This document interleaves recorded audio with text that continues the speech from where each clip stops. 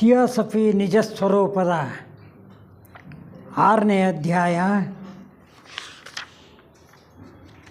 ಪ್ರಕೃತಿ ಮತ್ತು ಮನುಷ್ಯ. ಪ್ರಕೃತಿ ಏನು, ಮನುಷ್ಯ ಏನು, ಒಂದೆರಡು ಮಾತಿನಲ್ಲಿ ಅದನ್ನು ಅರ್ಥ ಮಾಡ್ಕೊಳ್ಳೋ ಪ್ರಯತ್ನ ಮಾಡೋಣ. ಪ್ರಕೃತಿ ಆ ಪರಮಾತ್ಮನ ಏನೂ ಇಲ್ಲದ ಸ್ಥಿತಿಯಿಂದ ಒಂದು ಆಸ್ಫೋಟನೆಗೊಂಡ ಒಂದು ಕ್ರಿಯೆಯಿಂದ ಪ್ರಕೃತಿ ಆವಿರ್ಭವಿಸ್ತು. ಪ್ರಕೃತಿ ಯಾವಾಗ ಬರ್ತಾ ಬರ್ತಾ ಅದು 7 ಸಾಂದ್ರ, ಮೊದಲು ಏನೇನೂ ಇಲ್ಲ, ಅಲ್ಲಿಂದ ಬರ್ತಾ ಬರ್ತಾ ಏನೋ ಆಯಿತು, ಏನೋ ಆಗ್ತಾ ಖನಿಜದ ಮಟ್ಟಕ್ಕೆ ಬಂತು. ಆ ಖನಿಜದ ಮಟ್ಟಕ್ಕೆ ಬಂದಿದ್ದು ಮತ್ತೆ ನಾನಲ್ಲಿರಲ್ಲ, ಮತ್ತೆ ಹೋಗಬೇಕು, ಪರಮಾತ್ಮನಲ್ಲಿ ಸೇರ್ಕೋಬೇಕು ಅಂಥೇಳಿ ಮತ್ತೆ ಮೇಲ್ಮುಖವಾಗಿ ಮತ್ತೆ ಬರ್ತಾ ಸಸ್ಯವರ್ಗ ಪ್ರಾಣಿ ವರ್ಗಕ್ಕೆ ಬಂದು ನಂತರ ಮನುಷ್ಯ ವರ್ಗಕ್ಕೆ ಬಂದು ತಿಳುವಳಿಕೆಯ ಮೂಲಕ ಮನುಷ್ಯ ಆ ದೈವತ್ವವನ್ನು ಕಾಣುವಂಥ ಪ್ರಯತ್ನ ಮಾಡಬೇಕಾಗಿದೆ ಮತ್ತು ದೇವರಲ್ಲಿ ಐಕ್ಯವಾಗುವಂಥ ಪ್ರಯತ್ನವೂ ಸಹ ಆಗಬೇಕಾಗಿದೆ. ಇದಕ್ಕೋಸ್ಕರ ಮನುಷ್ಯನಿಗಿನ್ನ ಶ್ರೇಷ್ಠವಾದ ಜನ್ಮ ಬೇರೆ ನಮಗೆ ಗೊತ್ತಿಲ್ಲ. ದೇವತೆಗಳು ಅಂತಾರೆ, ದೇವತೆಗಳು ಇರಬಹುದು, ನಾವು ನೋಡಿಲ್ಲ. ಆದರೆ ಪರಮಾತ್ಮ ಏನು ಅನ್ನೋದನ್ನು ಅರ್ಥ ಮಾಡ್ಕೊಳ್ಳೋ ಪ್ರಯತ್ನ ಮಾಡಿದ್ದೀವಿ. ಅರ್ಥ ಮಾಡ್ಕೊಂಡಿರೋಂಥ ಜ್ಞಾನಿಗಳು ಇದ್ದಾರೆ. ಅವರು ಹೇಳಿರೋಂಥ ಕೆಲವಾರು ಅಂಶಗಳಿಂದ ನಾವು ಇದನ್ನು ವಿಶದೀಕರಿಸ್ಕೊಂಡು ಮನಸ್ಸಿನಲ್ಲಿ ಮನದಟ್ಟು ಮಾಡಿಕೊಂಡು ಮುಂದುವರಿಯುವಂಥ ಒಂದು ಪ್ರಯತ್ನ ಮಾಡೋಣ. ಪ್ರಾರ್ಥನೆ. ಓಂ ಭದ್ರಂ ಕರ್ಣೇಭಿಃ ಶೃಣುಯಾಮ ದೇವಾಃ, ಭದ್ರಂ ಪಶ್ಯೇಮಾಕ್ಷಭಿರ್ಯಜತ್ರಾಃ, ಸ್ಥಿರೈರಂಗೈಸ್ತುಷ್ಟ್ವಾಗುಂಸಸ್ತನೂಭಿः ವ್ಯಶೇಮ ದೇವಹಿತ ಯದಾಯುಃ. ಸ್ವಸ್ತಿ ನ ಇಂದ್ರೋ ವೃದ್ಧಶ್ರವಾಃ, ಸ್ವಸ್ತಿ ನಃ ಪೂಷಾ ವಿಶ್ವವೇದಾಃ, ಸ್ವಸ್ತಿ ನಸ್ತ್ಯಾಕ್ಷ್ಯೋ ಅರಿಷ್ಟನೇಮಿ, ಸ್ವಸ್ತಿ ನೋ ಬೃಹಸ್ಪತಿರ್ದಧಾತು. ಇದರ ಏನೋ ಮಂತ್ರ ಹೇಳಿದ್ವಿ, ಅದರ ಅರ್ಥನೂ ತಿಳ್ಕೊಳ್ಳೋ ಪ್ರಯತ್ನ ಮಾಡೋಣ. ಇಲ್ಲ, ಈ ದೇವತೆಗಳೇ, ನಮ್ಮ ಕಿವಿಗಳು ಯಾವಾಗಲೂ ಒಳ್ಳೆಯದನ್ನೇ ಕೇಳಲಿ. ಪೂಜ್ಯರಾದ ದೇವತೆಗಳೇ, ನಮ್ಮ ಕಣ್ಣುಗಳು ಒಳ್ಳೆಯದನ್ನೇ, ಅಖಂಡವಾದ ಕಲ್ಯಾಣವನ್ನೇ ನೋಡಲಿ. ಶಕ್ತಿಯುತವಾದ ಅವಯವಗಳಿಂದ ಕೂಡಿದ ಆರೋಗ್ಯ ಹೊಂದಿ ದೃಢಕಾಯರಾಗಿ ನಾವು ಬದುಕಿರುವವರೆಗೂ ಮಾನವ ಕೋಟಿಯ ಏಳಿಗೆ ಎಂಬ ಭಗವತ್ ಸಂಕಲ್ಪ ನಿರ್ವಹಣಾ ಕಾರ್ಯದಲ್ಲಿಯೇ ಆಸಕ್ತರಾಗಿರೋಣ. ಹಿತ ಕಾರ್ಯಗಳನ್ನೇ ಮಾಡೋಣ. ಎಷ್ಟು ಚೆನ್ನಾಗಿದೆ ನೋಡಿ. ಮಂತ್ರಗಳು ಕೇಳಿದ್ವಿ, ಆದರೆ ಅದರ ಅರ್ಥ ಗೊತ್ತಿಲ್ಲದಲೇ ಹೋದಾಗ ಏನು ಗೊತ್ತಾಗಲ್ಲ. ಎಷ್ಟು ಚೆನ್ನಾಗಿದೆ ಅರ್ಥ. ಶ್ರೇಷ್ಠ ಜ್ಞಾನಿಯಾದ ಇಂದ್ರ ನಮಗೆ ಕಲ್ಯಾಣವನ್ನುಂಟು ಮಾಡಲಿ. ಸಮಸ್ತವನ್ನು ತಿಳಿದಿರತಕ್ಕ ಸೂರ್ಯದೇವ ನಮಗೆ ಮಂಗಳವನ್ನೀಯಲಿ. ಅರಿಷ್ಟಗಳನ್ನು ನಿವಾರಿಸತಕ್ಕ ಗರುಡನು ನಮ್ಮನ್ನು ಕೃಪಾದೃಷ್ಟಿಯಿಂದ ನೋಡಲಿ. ಬೃಹಸ್ಪತಿಯು ನಮಗೆ ಶ್ರೇಯಸ್ಸನ್ನು ದಯಪಾಲಿಸಲಿ. ಜಗತ್ತಿಗೆಲ್ಲ ಶಾಂತಿಯುಂಟಾಗಲಿ. ಲೋಕದಲ್ಲೆಲ್ಲ ಶಾಂತಿಯು ಹರಡಲಿ. ಸರ್ವರಿಗೂ ಶಾಂತಿ ಇರಲಿ. ಇದು ಸ್ವಸ್ತಿನೋ ಇಂದ್ರೋ ವೃದ್ಧಸ್ರವ ಆ ಶ್ಲೋಕದ ಒಂದು ಅರ್ಥ. ಸೋದರ ಸೋದರಿಯರೇ, ನಾವು ಈ ದಿನ ಅಧ್ಯಯನಕ್ಕೆ ಆರಿಸಿಕೊಂಡಿರೋಂಥ ಗ್ರಂಥ ಥಿಯಾಸಫಿ ನಿಜ ಸ್ವರೂಪ. ಥಿಯಾಸಫಿ ಅಂದ್ರೇನು? ಅದು ಯಾವುದೋ ಇಂಗ್ಲೀಷೋ ಅಥವಾ ಯಾವುದೋ ಗ್ರೀಕ್ ಶಬ್ದನೋ ಏನೋ, ನಮಗದು ಗೊತ್ತಿಲ್ಲ. ಗ್ರೀಕ್ ಶಬ್ದ ಅಂತಾರೆ, ಅದನ್ನು ಇಂಗ್ಲೀಷ್ಗೆ ಅಳವಡಿಸ್ಕೊಂಡಿದ್ದಾರೆ. ಅದನ್ನು ನಾವು ಕನ್ನಡದಲ್ಲೂ ಅದನ್ನೇ ಬಳಸ್ತಾ ಇದ್ದೀವಿ. ಏನು ಹಾಗಂದರೆ ಈ ರೀತಿ ಅರ್ಥ ಮಾಡ್ಕೋಬಹುದು. ಬ್ರಹ್ಮಜ್ಞಾನದ ನಿಜ ಸ್ವರೂಪ ಸರಳವಾಗಿ ಬ್ರಹ್ಮಜ್ಞಾನ ಅಂದರೆ ನಮಗೆಲ್ಲ ಗೊತ್ತಾಗುತ್ತೆ, ದೇವರ ಜ್ಞಾನ ಅಂತ ನಾವು ಅರ್ಥ ಮಾಡ್ಕೊತೀವಿ. ಇರಲಿ, ನಮ್ಮ ಮಟ್ಟಕ್ಕೆ ಸರಿಯಾಗಿ ಬ್ರಹ್ಮ ಅಂದ್ರೇನು ಅಂತ ಅರ್ಥ ಮಾಡ್ಕೊತೀವಿ. ಏನಿದು ಬ್ರಹ್ಮಜ್ಞಾನ? ಯಾವುದು ಸತ್ಯವೋ ಅದನ್ನು ಚಿಂತಿಸುವುದು, ಅಧ್ಯಯನ ಮಾಡುವುದು, ಅದನ್ನು ಕುರಿತು ಆಲೋಚನೆ ಮಾಡುವುದು, ಮನನ ಮಾಡುವುದು. ಹಾಗಂದರೆ ಆ ಸತ್ಯ ಅನ್ನೋದು ಏನು? ಇಲ್ಲಿ ಪ್ರಶ್ನೆ. ಬ್ರಹ್ಮಜ್ಞಾನ ಅಂದಾಗ ಯಾವುದು ಸತ್ಯನೋ ಅದು ಅಂತ ಆಲೋಚನೆ ಮಾಡಿದ್ವಿ. ಸತ್ಯ ಯಾವುದು ಅದನ್ನು ಗೊತ್ತು ಮಾಡ್ಕೋಬೇಕು. ಅದನ್ನು ನಮಗೆ ಪೂಜ್ಯ ಆದಿಶಂಕರಾಚಾರ್ಯರು ಮಾರ್ಗದರ್ಶನ ಮಾಡಿದ ಪ್ರಕಾರ ಬ್ರಹ್ಮ ಸತ್ಯಂ ಜಗನ್ಮಿಥ್ಯ ಎಂಬ ತಿಳುವಳಿಕೆ ನೀಡಿರುತ್ತಾರೆ. ಏನದು? ಬ್ರಹ್ಮ ಸತ್ಯ ಅಂದರು, ಅಂತಿಮ ಸತ್ಯ, ಶಾಶ್ವತವಾದ ಬದಲಾಗದ ಮೂಲ, ಎಲ್ಲೆಲ್ಲೂ ವ್ಯಾಪಿಸಿರುವ ಚೈತನ್ಯ. ಅದೇ ಅಲ್ಲಿಂದ ಸಿಡಿದು ಬಂದು ಖನಿಜಕ್ಕೆ ಹೋಗಿ ಅಲ್ಲಿಂದ ಮತ್ತೆ ಮಾನವಕ್ಕೆ ರೂಪಕ್ಕೆ ಬಂದಿದ್ದೀವಲ್ಲ, ಇದೆಲ್ಲ ಪ್ರಕೃತಿ ದತ್ತವಾದ್ದು. ಆದರೆ ಸತ್ಯ ಏನು ಅಂದರೆ ಆ ಒಂದು ಅದರಲ್ಲಿರೋಂಥ ಜ್ಞಾನಶಕ್ತಿ ಅಲ್ಲಿಗೆ ಹೋಗಿ ಖನಿಜಕ್ಕೂ ಹೋಗಿ ಮತ್ತು ಅಲ್ಲಿಂದ ಬೆಳೆದು ಬರ್ತಾ ಮನುಷ್ಯನ ಒಂದು ಮನುಷ್ಯನಿಗೆ ವ್ಯಾಪಿಸಿದೆಯಲ್ಲ ಚೈತನ್ಯ, ಈ ಶರೀರ. ಆ ಚೈತನ್ಯ ಇಲ್ಲ ಅಂದರೆ ಇದೇನೂ ಇಲ್ಲ. ಇದು ಮಾತಾಡಲ್ಲ, ಓಡಾಡೋದು ಇಲ್ಲ, ಅಲ್ಲಿ ಬಿದ್ಕೊಂಬಿಡುತ್ತೆ. ಕೊನೆಗೆ ಅದನ್ನು ತಗೊಂಡು ಹೋಗ್ರಪ್ಪ ಅಂತಾರೆ. ಈ ಮಟ್ಟಕ್ಕೆ ಇದು. ಆದರೆ ಅಲ್ಲಿರೋ ಚೈತನ್ಯ ಕೆಲಸ ಮಾಡ್ತಾ ಇದೆಯಲ್ಲ, ಒಬ್ಬೊಬ್ಬರಲ್ಲಿ ಒಂದೊಂದು ರೀತಿ ಕೆಲಸ ಮಾಡುತ್ತದು. ಎಲ್ಲರಲ್ಲಿಯೂ ಅದೇ ಚೈತನ್ಯ, ವಿಶ್ವ ಚೈತನ್ಯ. ಅದು ಬದಲಾವಣೆ ಆಗಲ್ಲ. ಅದು ಚೈತನ್ಯ ಅನ್ನೋದು ಎಲ್ಲರಲ್ಲಿರೋದು ಚೈತನ್ಯ ಒಂದೇ, ಅದೇ ರೀತಿ ಇರುತ್ತೆ. ಆದರೆ ಬದಲಾವಣೆ ಆಗೋ ಇವು ನೋಡಿ, ಒಂದೊಂದು ಥರ ಇದ್ದಾವೆ. ಒಬ್ಬೊಬ್ಬರು ಒಂದೊಂದು ಥರ ಆ್ಯಕ್ಟ್ ಮಾಡ್ತಾರೆ, ಒಬ್ಬೊಬ್ರು ಒಂದೊಂದು ಮಾತಾಡ್ತಾರೆ, ಒಬ್ಬೊಬ್ರು ಒಂದೊಂದು ಕೆಲಸ ಮಾಡ್ತಾರೆ. ಈ ರೀತಿ ಇದು ಬದಲಾವಣೆ ಆಗೋವಂಥದ್ದು. ಆದರೆ ಬದಲಾವಣೆ ಆಗದೇ ಇರೋದು ಯಾವುದು? ಆ ಚೈತನ್ಯ. ಅಡಗಿರೋ ಚೈತನ್ಯ ಕೆಲಸ ಮಾಡಿಸುತ್ತಲ್ಲ, ತನಗೆ ಬೇಕಾದ ಕೆಲಸನೇ ಮಾಡಿಸುತ್ತೆ. ಇನ್ನು ಜಗನ್ಮಿಥ್ಯ ಇಲ್ಲಿ ಬಂದರು. ಜಗತ್ತು ಈಗ ಇಷ್ಟೊತ್ತು ಹೇಳಿದ್ನಲ್ಲ, ಅದೇ ಮಿಥ್ಯ. ನಮ್ಮ ಕಣ್ಣಿಗೆ ಕಾಣೋದು, ಈ ಶರೀರಕ್ಕೆ ಅನುಭವಿಸುವಂಥದ್ದು ಮತ್ತು ನಮ್ಮ ಆಲೋಚನೆಗಳ ವ್ಯಾಪ್ತಿಯಲ್ಲಿ ಅನುಭವವಾಗುವ ಸುತ್ತಮುತ್ತ ಪರಿಸರ, ಈ ಪ್ರಪಂಚ, ಇವೆಲ್ಲ ಏನು? ಇವೆಲ್ಲ ಸುಳ್ಳು ಅಂದರೆ ಏನು? ಇದು ಬದಲಾವಣೆ ಆಗುತ್ತೆ, ಇದಿರಲ್ಲ, ಕೊನೆಗೆ ಒಂದು ದಿವಸ ನಾಶವೂ ಆಗುತ್ತೆ. ಆದ್ದರಿಂದ ಇದು ಸುಳ್ಳು, ಜಗನ್ಮಿಥ್ಯ ಅಂದರು. ಆ ಬ್ರಹ್ಮ ಸತ್ಯವನ್ನು, ಈ ಮಿಥ್ಯಾ ಜಗತ್ತನ್ನು ಸರಿಯಾಗಿ ಅರ್ಥೈಸಿಕೊಳ್ಳುವುದಕ್ಕೋಸ್ಕರವೇ ಒಂದು ಕಿರು ಪ್ರಯತ್ನ. ಇಂಥ ದಿವ್ಯ ಜ್ಞಾನವನ್ನು ತಪಸ್ವಿ ನಮ್ಮ ಮೇಡಮ್ ಬ್ಲಾವರ್ಸ್ಕಿಯವರು ಇಂಗ್ಲೀಷ್ನಲ್ಲಿ ಕೀ ಟು ಥಿಯಾಸಫಿ ಎಂಬ ಗ್ರಂಥವನ್ನು ರಚಿಸಿದ್ದಾರೆ. ಅದನ್ನೇ ನಮ್ಮ ಸೋದರ ಟಿ ವಿ ರಾಚಪ್ಪನವರು ಆ ಗ್ರಂಥವನ್ನು ಕನ್ನಡೀಕರಿಸಿ ಥಿಯಾಸಫಿಯ ನಿಜ ಸ್ವರೂಪ ಎಂಬುದಾಗಿ ಅದಕ್ಕೆ ಹೆಸರು ಕೊಟ್ಟು ನಮಗೆ ಕೊಟ್ಟಿದ್ದಾರೆ. ಇದು ನಿಜ ಕಣ್ರಪ್ಪ. ಬ್ಲಾವಟ್ಸ್ಕಿ ಅವರು ಕಂಡ್ರ ಸತ್ಯ.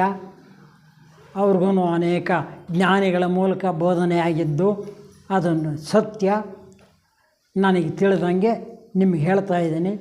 ಇದನ್ನು ಅಧ್ಯಯನ ಮಾಡಿ ಪ್ರಯತ್ನ ಪಡ್ರಿ, ಮುಂದುವರಿಯೋದಕ್ಕೆ ಅಂಥೇಳಿ ನಮಗೆ ಕೊಟ್ಟು ನಮಗೆಲ್ಲ ಯೋಗ ಮಾರ್ಗದಲ್ಲಿ ಮುನ್ನಡೆಯೋದಕ್ಕೆ ದಾರಿದೀಪ ಆಗಿದೆ ಇದು. ಇದರ ವಿಶೇಷ ಮಹಾಮೇಧಾವಿಗಳಿಗೂ ಎಟುಕಲಾರದ ಜ್ಞಾನದ ಸಂಪತ್ತನ್ನು ಒಳಗೊಂಡಿದೆ. ಅದನ್ನು ಓದಿದರೆ ಅಧ್ಯಯನಶೀಲರು ಇದೇನು ಇದೇನು ಅಂತ ಹುಡುಕಾಡ್ತಾರೆ. ನಾವು ಓದಿದರೆ ಮೇಲೆ ನಮಗೆ ಎಷ್ಟು ಅರ್ಥವಾಗುತ್ತೋ ಅಷ್ಟು ಅರ್ಥ ಮಾಡ್ಕೊತೀವಿ. ಒಟ್ಟಿನಲ್ಲಿ ಸಾಧಾರಣ ಜನಗಳಿಂದ ಹಿಡಿದು ಅಧ್ಯಯನಶೀಲರವರೆಗೆ ಎಲ್ಲರೂ ಅಧ್ಯಯನ ಮಾಡಬೇಕಾದಂಥ ಉತ್ತಮವಾದ ಗ್ರಂಥ. ಈ ಗ್ರಂಥದ 6ನೇ ಅಧ್ಯಾಯನೇ ಪ್ರಕೃತಿ ಮನುಷ್ಯ. ಅದರ ಬಗ್ಗೆ ಸ್ವಲ್ಪ ಚಿಂತೆ ಮಾಡೋಣ. ಇಲ್ಲಿ ಆ ಗ್ರಂಥದ ಪ್ರಕಾರ ಪ್ರಶ್ನೆ: ದೇವರು, ಆತ್ಮ, ಮನುಷ್ಯ ಇವುಗಳ ಸ್ವರೂಪ ಏನು? ಇವೆಲ್ಲ ಏನು ಅಂದರೆ ಅದಕ್ಕೆ ಉತ್ತರ ಭಾಳ ಸಿಂಪಲ್ಲಾಗಿ ಹೇಳ್ತಾರೆ. ಇವೆಲ್ಲ ನಿರೂಪಾಧಿಕ ಚೈತನ್ಯದಲ್ಲೇ ಎರಕವಾಗಿದ್ವು. ನಿರೂಪಾಧಿಕ ಅಂದರೆ ಉಪಾಧಿ ರಹಿತವಾಗಿದ್ದು ಒಂದು ಚೈತನ್ಯ ಅನ್ನೋದು ಇದೆಯಲ್ಲ, ಅದರಲ್ಲಿ ಎರಕವಾಗಿದ್ವವು. ಶರೀರ ಬಿಟ್ಟು ಆಚೆ ಇರೋ ಚೈತನ್ಯ, ಅಲ್ಲಿ ಒಂದು ಆ ಚೈತನ್ಯ ಅನ್ನೋದೆಲ್ಲ ಸೇರ್ಕೊಂಡು ಒಂದು ಕಡೆ ಇತ್ತಲ್ಲ, ಸ್ಫೋಟ ಆಯಿತು. ಸ್ಫೋಟ ಆಗಿ ಅವ್ಯಕ್ತವಾಗಿದ್ದಂಥ ಬ್ರಹ್ಮಾಂಡ ವ್ಯಕ್ತ ರೂಪಕ್ಕೆ ಬಂತು. ಅಂದರೆ ಅದಕ್ಕೇನೋ ಒಂದು ಚಾಲನೆ ಸಿಕ್ತು. ವ್ಯಕ್ತ ಇನ್ನೂ ಇವ್ಯಾವ ಸೃಷ್ಟಿಯಾಗಿಲ್ಲ, ಯಾವ ಸೃಷ್ಟಿನೂ ಇಲ್ಲ. ಆ ಸ್ಫೋಟಗೊಂಡು ಒಂದು ಬಂತಲ್ಲ, ಒಂದೇನೋ ಶಕ್ತಿ, ಅದು ಚಾಲನೆಯಾಗಿ ಮುಂದಕ್ಕೆ ಬಂತು. ಈ ವ್ಯಕ್ತ ಅವ್ಯಕ್ತ ಬಹಳ ದೀರ್ಘಕಾಲ ನಡೆಯುವಂಥದ್ದು. ವ್ಯಕ್ತನ ಬ್ರಹ್ಮನ ಹಗಲು ಅಂತಾರೆ, ಅವ್ಯಕ್ತನ ಬ್ರಹ್ಮನ ರಾತ್ರಿ ಅಂತಲೂ ಪರಿಗಣಿಸಿದೆ. ಈ ರೀತಿ ಪರಿಗಣನೆಯಾಗಿದೆ ಅದು. ಇನ್ನು ಇನ್ನೊಂದು ಪ್ರಶ್ನೆ ಬಂತಿಲ್ಲಿ: ಪ್ರತಿ ಸಾರಿ ಈ ವಿಶ್ವವನ್ನು ಯಾರು ಸೃಷ್ಟಿ ಮಾಡ್ತಾರೆ? ಇದಕ್ಕೆ ಉತ್ತರ ಭಾಳ ಸಿಂಪಲ್ಲಾಗಿ ನಮ್ಮ ಥಿಯಾಸಫಿಕಲ್ ಜ್ಞಾನದಲ್ಲಿ ಬೆಳೆಸ್ಕೊಂಡಿದ್ದಾರೆ. ಇದಕ್ಕೆ ಯಾರೊಬ್ಬ ಸೃಷ್ಟಿಕರ್ತನಿಲ್ಲ. ಇದನ್ನೇ ವೈಜ್ಞಾನಿಕವಾಗಿ ಹೇಳ್ತಾರೆ. ಈ ಅಭಿವ್ಯಕ್ತತೆಯನ್ನು ಸಂಸರಣವೆಂದು ಹೇಳಲಾಗಿದೆ. ಸಂಸರಣ ಅಂದರೆ ಅದೇನೋ ಒಂದು ಕ್ರಿಯೆ ನಡೆದು ಮುಂದಕ್ಕೆ ಹೋಗ್ತಾ ಇದೆ, ಅದೇ ಸಂಸರಣ. ಇದು ಇಂದ್ರಿಯ ಗೋಚರವಾದ ಈ ವಿಶ್ವವನ್ನೇ ನಾವು ಸತ್ಯವೆಂದು ಭಾವಿಸಿದ್ದೇವೆ. ನಮಗೇನು ಈ ಕಣ್ಣುಗಳಿಗೆ, ಈ ಶರೀರಕ್ಕೆ ಮೂಲಕ ಈ ಕಣ್ಣುಗಳಿಗೆ ಕಾಣುವಂಥದ್ದು ವಿಶ್ವ, ಇದನ್ನೇ ಸತ್ಯ, ಇದೆಲ್ಲ ಸತ್ಯ ಅಂತ ನಾವು ತಿಳ್ಕೊಂಡಿದ್ದೀವಿ. ಆದರೆ ಇದು ಕೇವಲ ಭ್ರಾಂತಿ, ಏನೂ ಇಲ್ಲ ಇಲ್ಲಿ. ಯಾಕೆ ಅಂದರೆ ಇದಕ್ಕೆ ವಿನಾಶ ಉಂಟು. ಒಂದು ಬಾಂಬ್ ಹಾಕಿದರೆ ಈಗಾಗಲೇ ಅವರು ಪಾಕಿಸ್ತಾನದ ಹೆದರಿಸ್ತಾ ಇದ್ದಾರೆ, ಭಾರತನ ಸುಟ್ಟು ಬಿಡ್ತೀವಿ ಅಂಥೇಳಿ. ಅಲ್ಲೇನು ಬಾಂಬು, ಒಂದು ಆಟಮ್ ಬಾಂಬು ಬಿಟ್ಟರು ಅಂದರೆ ಎಲ್ಲ ಸುಟ್ಕೊಂಡು ಹೋಗುತ್ತೆ. ಅಲ್ಲಿಗೇನೂ ಇಲ್ಲ, ಎಲ್ಲ ನಾಶ ಆಯಿತು. ಉಳಿಯೋದೇನು ಕೇವಲ ಭೂಮಿ. ಆದರೆ ಕಣ್ಣಿಗೆ ಕಾಣುವಂಥ ಈ ಪ್ರಪಂಚ ಮತ್ತು ಈ ಶರೀರಗಳ ನಾಶವಾದ ಮೇಲೂ ಉಳಿಯುತ್ತಲ್ಲ. ನಾನೇನು ಬಾಂಬ್ ಹಾಕಿದೆ, ಆಟಮ್ ಬಾಂಬ್ ಹಾಕಿದೆ ಅಂದರೆ ಈ ಶರೀರಗಳು ಸುಟ್ಟೋಗ್ತಾವಷ್ಟೇ. ಆದರೆ ಇಲ್ಲಿರೋವಂಥ ಒಂದು ಬೆಂಕಿಗಿನ್ನ ಬೆಂಕಿ, ಸುಡುವಂಥ ಬೆಂಕಿ ಇದೆಯಲ್ಲ, ಬೆಂಕಿ ಇಲ್ಲಿದೆಯಲ್ಲ ಶಕ್ತಿ, ಅದೇ ನಮ್ಮ ಶರೀರಕ್ಕೆ ಬಲ ಕೊಡ್ತಿರೋದು, ಅದೇ ನಮ್ಮ ಚಳಿನ ತಡೆಗಟ್ಟೋದು. ಹೊದ್ದುಕೊಂಡು ಟವಲ್ ತಣ್ಣಂದು ನೀರಿನಲ್ಲಿ ಹಿಂಡಿ ಹೊದ್ದುಕೊಂಡ್ರೂ ಬಿಸಿ ಮಾಡುತ್ತೆ. ಚಳಿ ಇದ್ರೂ ಚಳಿ ತಡ್ಕೊಂಡು ಮತ್ತೆ ಅದು ಬಿಸಿ ಮಾಡುತ್ತೆ. ಅಂಥ ಶಕ್ತಿ ಈ ಶರೀರಕ್ಕಿದೆ. ಇದರೊಳಗೆ ಇದೆಯಲ್ಲ ಅವನಿಗೆ ಆತ್ಮ, ಅವನು ಮಾಡೋದ ಕೆಲಸ. ಹೀಗೆ ಈ ಶರೀರ ನಾಶವಾದ ಮೇಲೆ ಏನು ಉಳಿಯುತ್ತೋ ಅದೇ ನಿತ್ಯ, ಅದೇ ಶಾಶ್ವತ. ಈ ವಿಶ್ವ ಹೇಗೆ ಅಭಿವ್ಯಕ್ತವಾಗುತ್ತೆ ಅಂತ ಇನ್ನೊಂದು ಪ್ರಶ್ನೆ ಬಂತು. ಈ ವಿಶ್ವ ಅವ್ಯಕ್ತ ಸ್ಥಿತಿಯಿಂದ ವ್ಯಕ್ತ ಸ್ಥಿತಿಗೆ ಸೂಕ್ಷ್ಮವಾದ ಮಟ್ಟದಲ್ಲಿ ಬರುತ್ತೆ. ಈ ಸೂಕ್ಷ್ಮತೆ ಮಟ್ಟಗಳು 7 ಇದ್ದಾವೆ. ಆಗಲೇ ಒಂದು ಸ್ವಲ್ಪ ವಿವರಣೆ ಕೊಟ್ಟನಲ್ಲ ನಾನು, 7 ಇದ್ದಾವೆ. ಆ ಅತಿ ಸೂಕ್ಷ್ಮ ಮಟ್ಟದಿಂದ ಸಾಗುತ್ತಾ ಒಂದೊಂದು ಮಟ್ಟಕ್ಕೂ ಸಾಂದ್ರವಾಗುತ್ತಾ ಕೊನೆಗೆ ಸ್ಥೂಲ ಬ್ರಹ್ಮಾಂಡವಾಗಿ ಪರಿಣಮಿಸುತ್ತೆ. ಇದು ಏಕದಮ್ ಬ್ರಹ್ಮಾಂಡವೇ ಬರಲಿಲ್ಲ, ಅದಕ್ಕಿಂತ ಮೊದಲು ಸೂಕ್ಷ್ಮವಾಗಿ ಏನೋ ಬಂದವು. 7 ಮಟ್ಟದಲ್ಲಿ ಬರ್ತಾ ಬರ್ತಾ ಬರ್ತಾ ಸಾಂದ್ರತೆ ಹೊಂದಿ ಈ ವಿಶ್ವ, ಈ ಬ್ರಹ್ಮಾಂಡ ಇವೆಲ್ಲ ಆಯಿತು. ಒಂದೊಂದು ಬ್ರಹ್ಮಾಂಡ ಇನ್ನು ಇದು ಹೇಗಪ್ಪ ಇಡೀ ನಮಗೆ ಅಖಿಲಾಂಡ ಕೋಟಿ ಬ್ರಹ್ಮಾಂಡ ನಾಯಕ ಅಂತ ಹೇಳ್ತಾರಲ್ಲ, ಆ ರೀತಿ ಅಖಿಲಾಂಡ ಕೋಟಿ ಲೆಕ್ಕವಿಲ್ಲದಷ್ಟು ಅವನ್ನ ಲೆಕ್ಕ ಮಾಡೋಕ್ಕೆ 1 2 3 ಅಂತ ಮಾಡೋದಕ್ಕೆ ಸಾಧ್ಯನೇ ಇಲ್ಲ. ಅಷ್ಟು ಬ್ರಹ್ಮಾಂಡಗಳಿದ್ದಾವೆ. ನಾವು ಒಂದು ಸೌರ ಬ್ರಹ್ಮಾಂಡದಲ್ಲಿ ಇದ್ದೇವೆ. ನಾವು ಆ ಸೌರ ಬ್ರಹ್ಮಾಂಡದಲ್ಲಿ ಒಂದು ಭೂಮಿ ಅನ್ನೋ ಕಿರು ಪದಾರ್ಥದಲ್ಲಿ ನಾವಿನ್ನೂ ಸೂಕ್ಷ್ಮವಾಗಿ ಇದ್ದೀವಿ. ಇಲ್ಲಿ ನಮಗೆ ನಾವು ಇಷ್ಟು ಚೆನ್ನಾಗಿ ಕಾಣ್ತಾ ಇದ್ದೀವಿ ಅಷ್ಟೇ. ಆದರೆ ಪರಮಾತ್ಮನ ದೃಷ್ಟಿಯಲ್ಲಿ ನಾವು ಬಹಳ ಸೂಕ್ಷ್ಮ. ಇಲ್ಲಿ ಒಂದೊಂದು ಬ್ರಹ್ಮಾಂಡನೂ ಇದೇ ರೀತಿ ಇರಬೇಕಲ್ಲ ಅಂತ ಆಲೋಚನೆ ಬರುತ್ತೆ. ಆದರೆ ವೈವಿಧ್ಯತೆ ಹೊಂದಿದೆ. ಅದು ಇಲ್ಲಿದ್ದಂಗೆ ಇನ್ನೊಂದು ಕಡೆ ಇರಬೇಕು ಅಂತ ಇಲ್ಲ. ಈ ರೀತಿ ಇಲ್ಲಿ ಮಾನವ ಸ್ವರೂಪಿಗಳು ನಾವಿದ್ದೀವಲ್ಲ, ಹೀಗೆ ಇದೇ ಸ್ವರೂಪದಲ್ಲಿ ಅಲ್ಲಿರಬಹುದು ಅಂತ ಇಲ್ಲ. ಇನ್ನೊಂದು ಬ್ರಹ್ಮಾಂಡದಲ್ಲಿ ಇನ್ನೊಂದು ಥರ ಇರಬಹುದು. ಎಲ್ಲ ಕೋಟ್ಯಾಂತರ ಬ್ರಹ್ಮಾಂಡಗಳಿಗೂ ಈ ರೀತಿ ವ್ಯತ್ಯಾಸ ಇರುತ್ತೆ. ಇದು ಯಾಕಪ್ಪ ನಾನು ಹೇಳೋ ಪ್ರಯತ್ನ ಮಾಡ್ತಾಯಿದ್ದೀನಿ, ಬ್ರಹ್ಮಾಂಡ ಏನು ಮತ್ತು ಇದೇನು ಸೃಷ್ಟಿ, ದೈವ ಸೃಷ್ಟಿ ಏನು ತಿಳಿಯೋದಕ್ಕೋಸ್ಕರ ಪ್ರಯತ್ನಕ್ಕಾಗಿ ನಮಗೆ ಕೊಟ್ಟಿರುವಂಥ ಒಂದು ಮಾರ್ಗದರ್ಶನ. ಅದರ ಪ್ರಕಾರ ನಾವು ವೈವಿಧ್ಯತೆ ಇರುವಂಥ ಈ ಬ್ರಹ್ಮಾಂಡದ ಬಗ್ಗೆ ಅರ್ಥ ಮಾಡ್ಕೊಳ್ಳೋಂಥ ಒಂದು ಪ್ರಯತ್ನ ನಮ್ಮ ಮನಸ್ಸಿನಲ್ಲಿ ಇರಲಿ ಅಂಥೇಳಿ ನಮಗೆ ಕೊಟ್ಟಿದ್ದಾರೆ. ಅದನ್ನು ಅದು ಹೇಗೆ ಈ ಭೂಮಿಯಲ್ಲಿ ಸಸ್ಯ ಪ್ರಾಣಿ ಮತ್ತು ಮಾನವ ವರ್ಗದಲ್ಲಿ ವಿಭಿನ್ನತೆ ಕಾಣ್ತೀವಿ. ಬೇರೆ ಬ್ರಹ್ಮಾಂಡದಲ್ಲಿ ಇರಬಹುದಾದಂಥ ಗ್ರಹಗಳಲ್ಲಿ ನಮ್ಮಂತೆ ಸಸ್ಯ ಪ್ರಾಣಿ ಜೀವರಾಶಿ ಇರಬಹುದು ಅಂತ ನಾವು ಆಲೋಚನೆ ಮಾಡ್ತೀವಿ. ನಮ್ಮ ಆಲೋಚನೆ ಸರಿಯೋ ತಪ್ಪೋ ಅದಿರಲಿ. ಆದರೆ ಸತ್ಯ ಸಾಕ್ಷಾತ್ಕಾರ ಮಾಡಿಕೊಂಡಿರುವಂಥ ಋಷಿ ಪರಂಪರೆಯೇ ಇದೆಯಲ್ಲ, ಅವರೆಲ್ಲ ತಮ್ಮ ದಿವ್ಯ ದೃಷ್ಟಿಯಲ್ಲಿ ಕಂಡುಕೊಂಡ ಸತ್ಯವನ್ನು ನಮ್ಮ ಮುಂದೆ ಇಟ್ಟಿದ್ದಾರೆ. ಅವನ್ನು ನಾವು ಇವತ್ತು ಅರ್ಥ ಮಾಡ್ಕೊಳ್ಳೋ ಪ್ರಯತ್ನ ಮಾಡ್ತಾಯಿದ್ದೀವಿ. ಉದಾಹರಣೆಗೆ ಋಷಿ ಕಣಾದರು. ನಮ್ಮಲ್ಲಿ ಕಣಾದ ಅಂತ ಒಂದು ಋಷಿಗಳು ಇದ್ದರು. ಅವ್ರು ಏನು ಕಂಡುಹಿಡಿದ್ರು? ಏನು ಕಂಡುಹಿಡಿಯಲಿಲ್ಲ. ಇದ್ದಿದ್ದನ್ನು ಸಾಕ್ಷಾತ್ಕಾರ ಮಾಡ್ಕೊಂಡ್ರು. ಏನದು? ಅಣು ಅನ್ನೋದು ಸೂಕ್ಷ್ಮವಾದ ಒಂದು ಕಣ. ಇವೆಲ್ಲ ಅನೇಕ ಅಣುಗಳು ಸೇರಿ ನಾವೆಲ್ಲ ಈ ರೂಪದಲ್ಲಿದ್ದೀವಿ ಅಂಥೇಳಿ ಅವರೇ ಮೊದಲು ಕಂಡುಹಿಡಿದಿದ್ದು. ಅದನ್ನು ಯಾರೋ ಬೇರೆ ಹೆಸರು ಹೇಳ್ತಾರೆ, ಈಗ ಕಣಾದರು. ಇವರು ಯಾರು ಕಣಾದ ಅಂತ ಅಂದ್ಬಿಟ್ರು.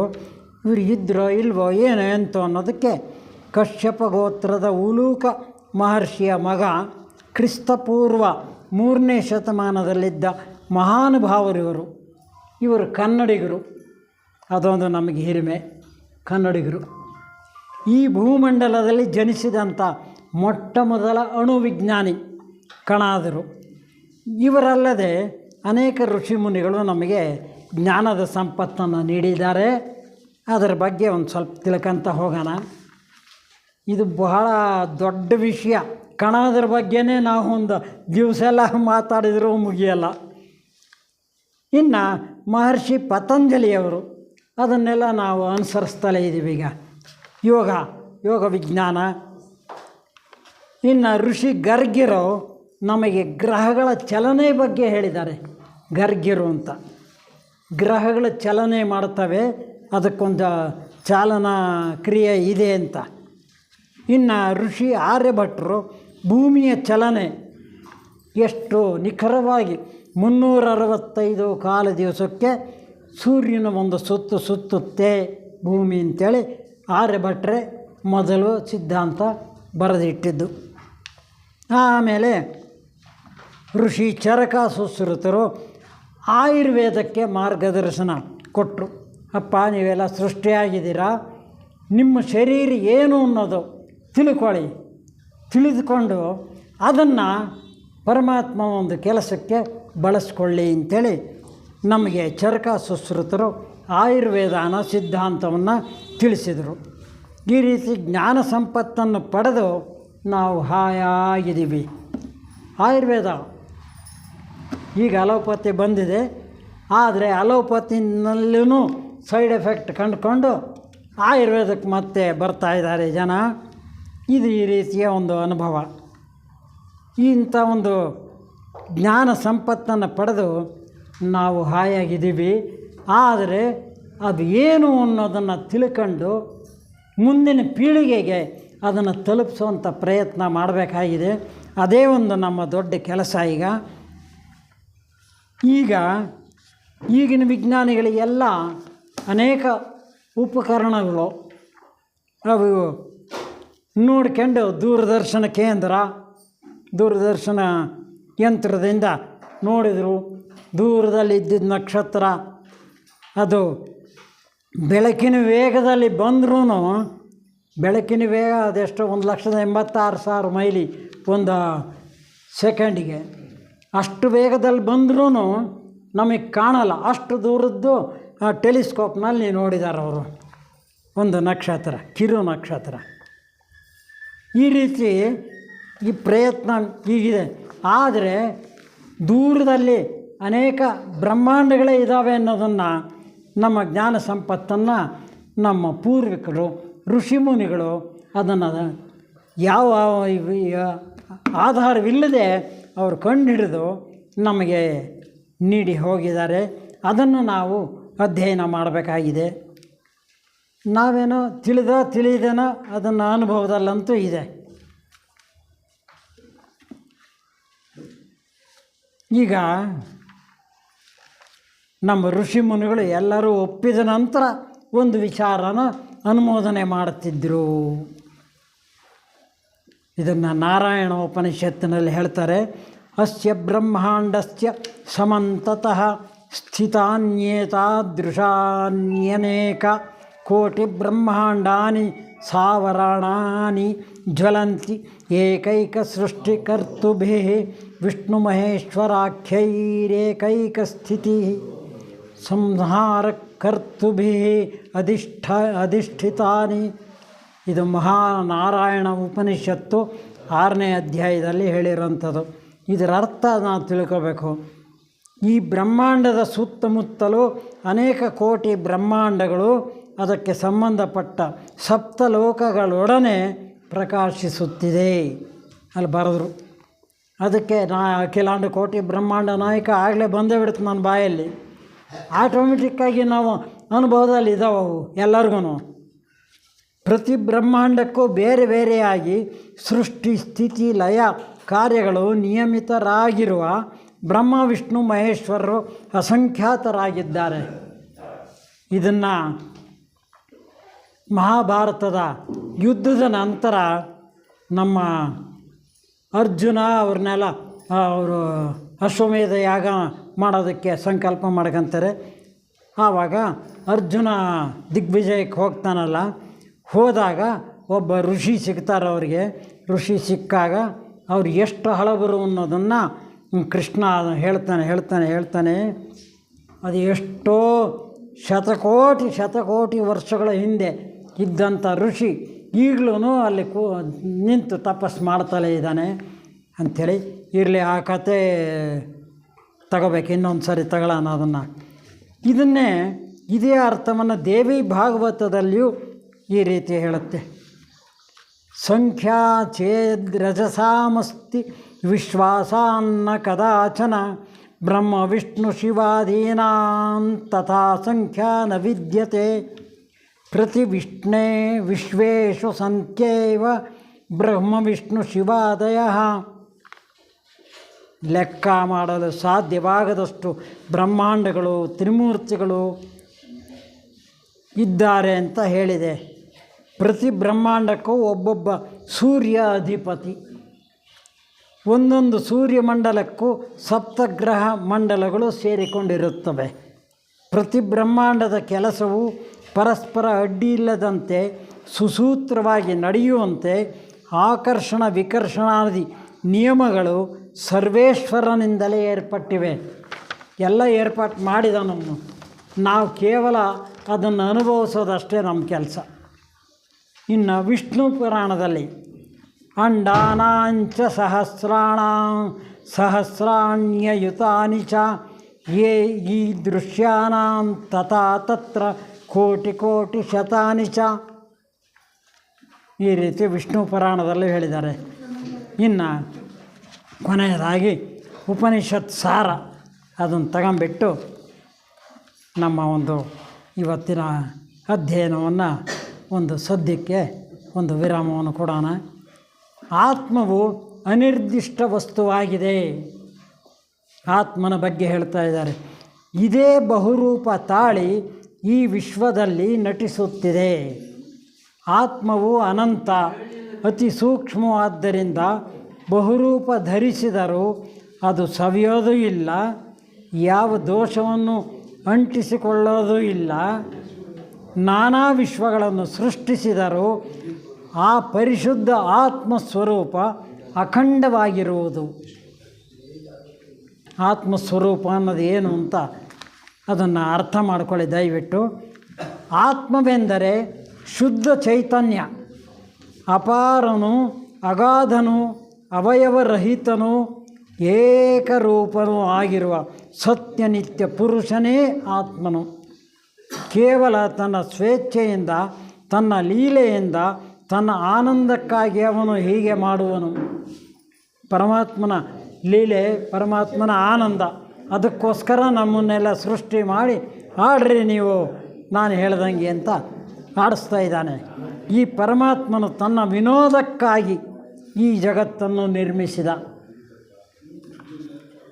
ತನ್ನೊಳಗಿನಿಂದಲೇ ತನ್ನ ಸಂಕಲ್ಪದಿಂದ ಸ್ವೇಚ್ಛಾನುಸಾರವಾಗಿ ಪರಮಾತ್ಮನ ಈ ವಿಶ್ವವನ್ನು ರಚಿಸಿದನು. ತನ್ನ ಸ್ವೇಚ್ಛೆ ಅವನಿಗೆ ಮನಸ್ಸಿಗೆ ಬಂದಂಗೆ,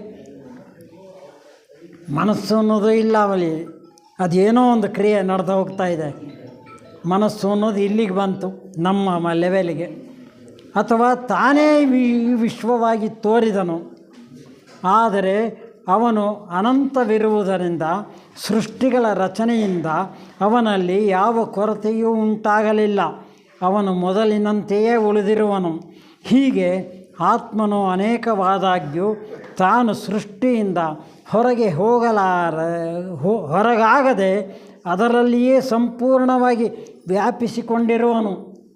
ಅವನೇನು ಸೃಷ್ಟಿ ಮಾಡಿ ಅಲ್ಲೆಲ್ಲೋ ಇಲ್ಲ, ಇಲ್ಲೇ ನಮ್ಮ ಸುತ್ತಲೂ ಇದ್ದಾನೆ, ವ್ಯಾಪಿಸ್ಬಿಟ್ಟಿದ್ದಾನೆ. ಭೋಗ್ಯ ವಸ್ತುವಾಗಿ ಜಡನಾದನು, ಜಡ ಪದಾರ್ಥನೂ ಪರಮಾತ್ಮನೇ. ಭೋಕ್ತೃವಾಗಿ ಚೈತನ್ಯನಾದನು, ವಿಷಯಗಳೆಂಬುವಲ್ಲಿ ಭೋಗ್ಯನಾದನು, ಪ್ರಾಣಿಗಳೆಂಬುವಲ್ಲಿ ಭೋಕ್ತೃವಾದನು. ಹೀಗೆ ಆತ್ಮಕ್ಕೂ ವಿಶ್ವಕ್ಕೂ ನಿಕಟ ಸಂಬಂಧವಿರುವುದು. ತತ್ವತಃ ಎರಡರಲ್ಲಿಯೂ ಭಿನ್ನತ್ವವಿಲ್ಲ, ಎರಡರಲ್ಲಿ ಭಿನ್ನ ಅನ್ನೋದಿಲ್ಲ. ಆತ್ಮ ಮತ್ತೊಂದು ಇದು ಏಕವು ಈ ಪ್ರಕಾರವಾಗಿ ಅನೇಕವಾಯಿತು. ಈ ರೀತಿ ಏಕಕ್ಕೂ ಅನೇಕಕ್ಕೂ ಬಿಡಲಾರದ ಒಂದು ಸಂಬಂಧ ಇದೆ.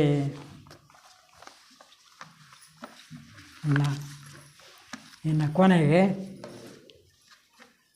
ಮುಕ್ತಾಯದ ಒಂದು ಹಂತಕ್ಕೆ ಬಂದಿದ್ದೀವಿ. ಈಗೊಂದು ಮುಕ್ತಾಯ ಶ್ಲೋಕ ಹೇಳೋದಕ್ಕೆ ಮೊದಲು ಅದರ ಅರ್ಥ ಹೇಳಿ ಆಮೇಲೆ ಶ್ಲೋಕ ಹೇಳ್ತೀನಿ.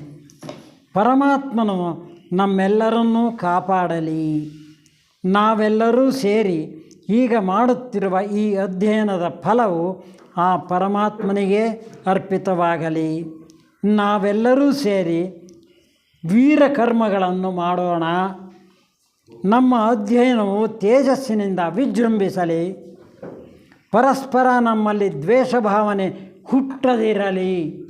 ನಾವೆಲ್ಲ ಆತ್ಮಸ್ವರೂಪಿಗಳೇ ಆಗಿರೋದ್ರಿಂದ ಪರಸ್ಪರ ದ್ವೇಷ ಅನ್ನೋದು ಇರಬಾರ್ದು. ವಿಶ್ವಕ್ಕೆಲ್ಲ ಶಾಂತಿ ಉಂಟಾಗಲಿ. ವಿಶ್ವವು ಶಾಂತಿಮಯವಾಗಲಿ. ಸಮಸ್ತರಿಗೂ ಶಾಂತಿಯು ಲಭಿಸಲಿ.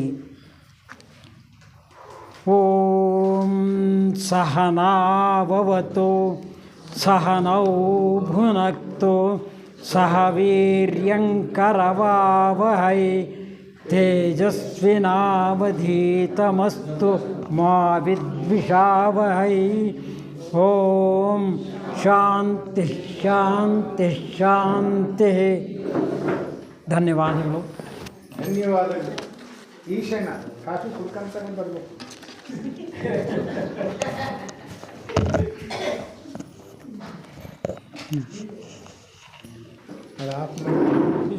ಅದು ಆಫ್ ಮಾಡಿ ಇಲ್ಲ